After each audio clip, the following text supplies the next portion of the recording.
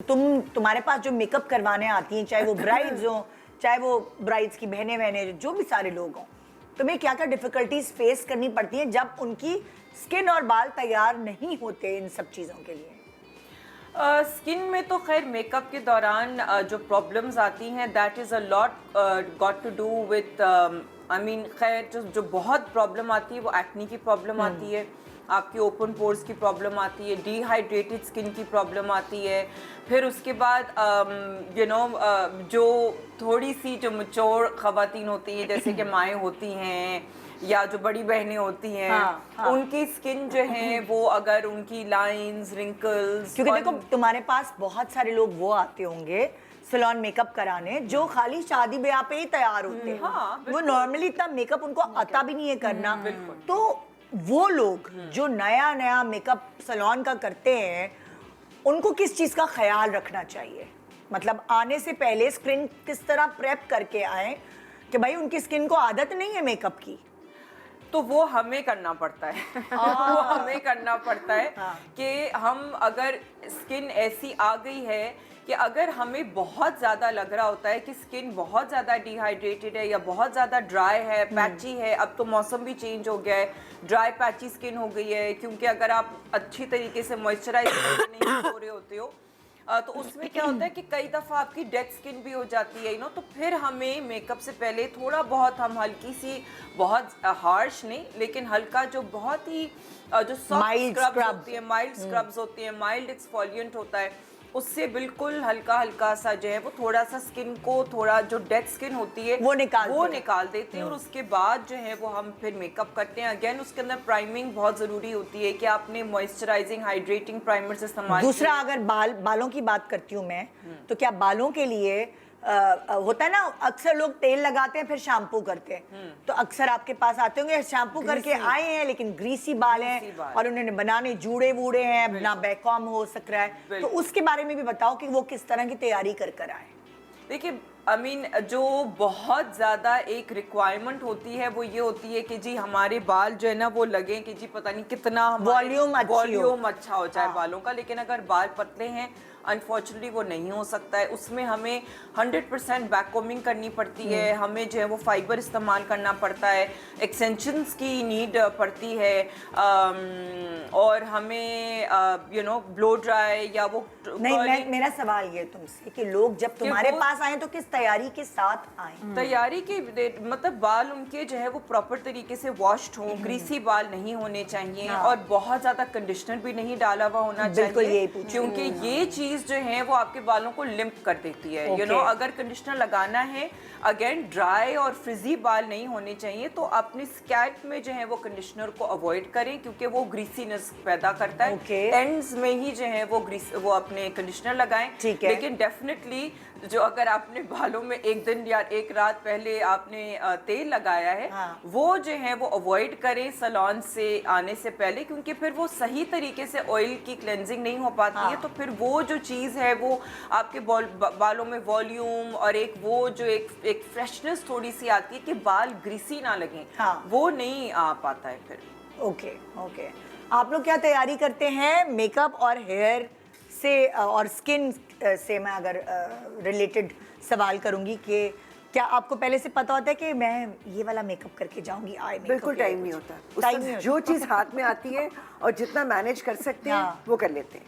कपड़े, जूते, ज्वेलरी की तैयारी होती है लेकिन मेकअप की नहीं होती। वो उस वक्त जो भी मुमकिन और बाल तय किए होते हैं कि इन कपड़ों के साथ बाल भी तय नहीं किए हुए होते, वो कोशिश ही होती है कि वो उस तरह के हो जाए जैसे सोचे थे, लेकिन कई बार नहीं होते, तो जब बहुत मुश्किल होती है मैं बांध के चली जाती हूँ। I am good at tying my hair, I can do different things, तो मैं कुछ ना कुछ कर लेती हूँ, लेकिन वो मुझे लगता है कि वो बेहतर होता है कि आपके बाल सिमटे में बजाय इसके कि वो फ्रेशली ब्लो ड्राइड लुक नहीं है और आप अजीब हवन्नक लग रहे होते हैं, गंदे गंदे बाल लेकर आप जा रहे हैं। बेहतर है उनको तमीज़ से समेट कर कुछ बना लें।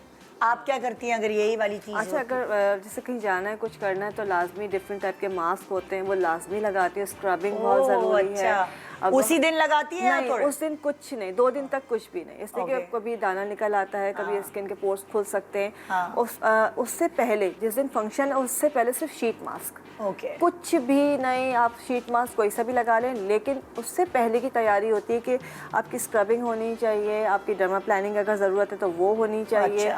कोई ट्रीटमेंट्स आप उस दिन नहीं लेती जिस दिन मेकअप करना है? मेकअप मतलब ट्रीटमेंट तो खैर एक हफ्ता पहले तक लेना ही नहीं है। हाँ। मतलब फेस को कोई हाथ नहीं लगाना, सिर्फ मॉइस्चराइजिंग या मास्क। डिफरेंट टाइप के मास्क आते हैं, मोरक्कन मास्क बड़े अच्छे होते हैं, वो मैंने रखे हुए बहुत सारे घर में लाके। अच्छा, वो शीट मास्क नहीं, शीट मास्क नहीं, वो डिफरेंट मोरक्कन जो उनकी डिफरेंट सॉल्ट्स होते हैं, उनके डिफरेंट कलर्स, अकर फासी होता है उसमें, अपना नीला वो वस्मा का होता है, इंडिगो होता है। अच्छा, उसमें क्या होता है कि अगर वो डिफरेंट चीज़ों का मिक्सचर होता है, लेकिन अगर आपको अपना कलर की ब्राइटनेस बढ़ानी है तो मैं इंडिगो मास्क लगा लेती हूँ, तो आपका वाइट कलर निकल के आ जाता है। इसी तरह से डिफरेंट मास्क जो भी घर के हैं वो इस्तेमाल करने, मतलब लाजमी मैं करती हूँ। उससे मुझे होता है कि जी हल्का भी मेकअप करूँ लेकिन अच्छा लगे। और बाकी कुछ चीज़ें ऐसी ना हो, इसलिए कि सिर्फ बाकी तो सर्वर कवर कर लेती हूँ तो इतना मसला नहीं, लेकिन ये कि फेस के ऊपर मेकअप अच्छा लगना चाहिए, स्मूथ फेस आना चाहिए।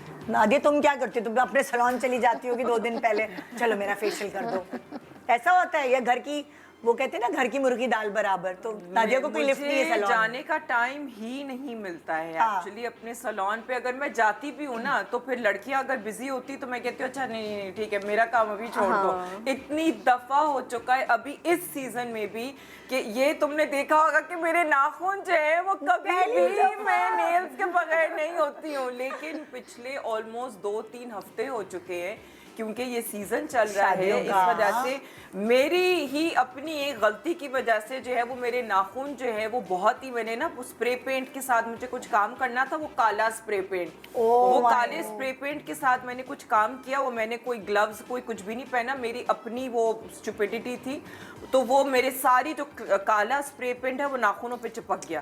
अब वो हटे ही ना सही से, तो मैंने सारे जन अपने नाखून को उतार दिए। अब वो उतारे तो अब मुझे, मतलब मुझे अगर टाइम नहीं मिल रहा है ना मेरे स्टाफ के पास टाइम है। लेकिन नाखूनों को ब्रीदिंग का टाइम मिल रहा है। हाँ, बस ये हुआ है कि ब्रीदिंग का टाइम मिल गया, यू नो। बट मैंने भी बगैर नाखूनों के देख लिया, इसके हाथ फिर भी उंगलियां लंबी है। मेरे बच्चे भी, मैंने मियाँ भी, अच्छा अभी तक तुमने नाखून नहीं लगवाए, अभी तक नाखून नहीं लगवाए, तो मैं कहती हूँ हाँ यार मुझे टाइम ही नहीं मिल रहा है।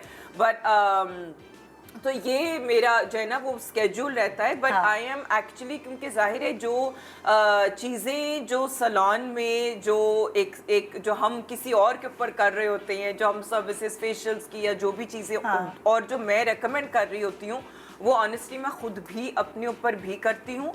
अगर मैं करवा नहीं सकती वो चीज़ें मैं खुद कर रही होती हूँ, यू नो, जो स्किन केयर है और जो वो वाली सारी चीज़ें हैं। तुम कितने दिन पहले करती हो, मतलब लाइक जो नहीं, मेरा तो ये एक रेगुलर है, मतलब I am extremely conscious of my skin care और वो अनइवन ट्रीटमेंट्स। अगर मुझे ट्रीटमेंट भी कोई करनी होती है, जैसे कि फॉर एग्जांपल जो एस्थेटिक ट्रीटमेंट्स होती हैं, बोटॉक्स हो गया, फिलर्स हो गए, या कोई ऐसी जो ट्रीटमेंट्स होती हैं, माइक्रो नीडलिंग वाली ट्रीटमेंट्स होती हैं, वो मैं खुद भी अपनी जो है ना वो कर रही होती हूँ। अरे बाप रे, खुद कर लेती हो? हाँ, क्योंकि वो, हाँ, मैं अपना बोटॉक्स फिलर वगैरह खुद कर लेती हूँ। नो वे, वाकई? हाँ हाँ हाँ, अरे यार इतने मजे तो घर की कहती है।